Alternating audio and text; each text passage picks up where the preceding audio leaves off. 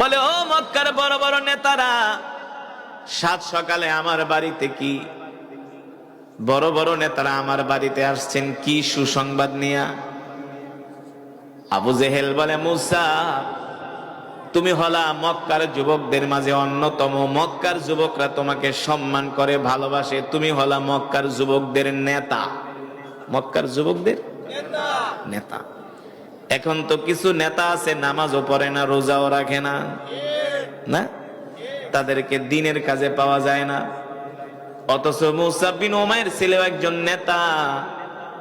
মুসআব বিন উমাইরের বাড়িতে আবু জেহেল আবু লাহাবরা আসলো, আর আয়েশা বলল, মুসআব বিন উমাইর শোনো, এই মক্কার জমিনে একজন নবীর আবির্ভাব ঘটেছে, যার নাম হলো মুহাম্মদ ইবনে আব্দুল্লাহ। নাম কি?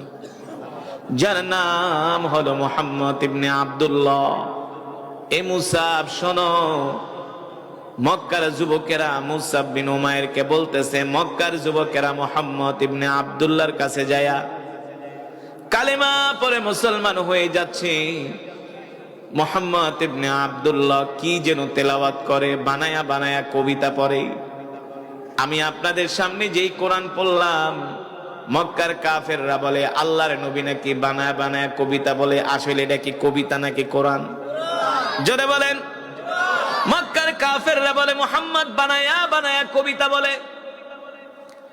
মুসআব বিন উমাইরের বাবা ছিলেন কবি, তিনিও ছিলেন কবি।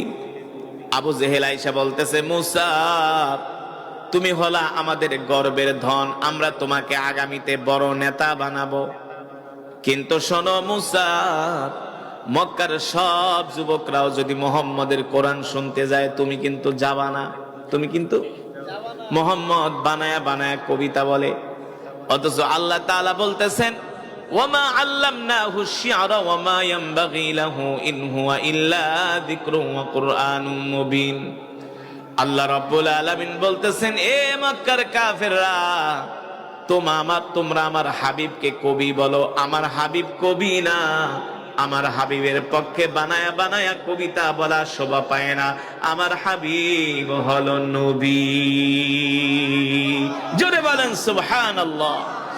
আমার হাবিব হলো নবী। আল্লাহু আকবার।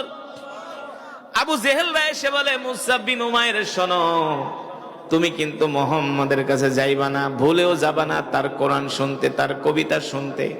শোনো, মুহাম্মদ এমন একজন যুবক যারে দেখলে মক্কার মানুষ পাগল হয়ে যায়। বুঝেন নাই? মুহাম্মদকে দেখলে মক্কার যুবকরা পাগল হয়ে যায়, মক্কার বৃদ্ধরা পাগল হয়ে যায়।